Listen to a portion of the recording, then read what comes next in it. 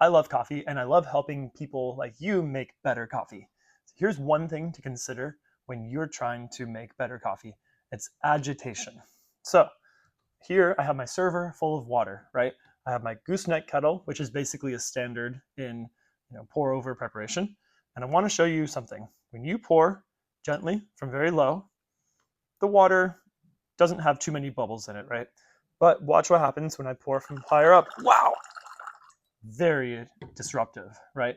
So imagine what's going on if this is full of water and I'm pouring from this high, this forceful, the coffee particles are just going to be like a washing machine, just moving around, rubbing on each other.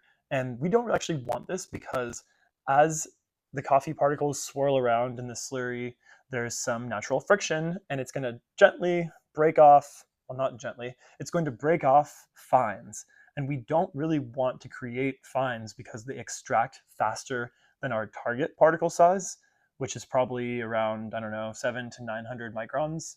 And that's going to extract faster. You're going to get more bitter compounds due to the increased surface area to volume ratio.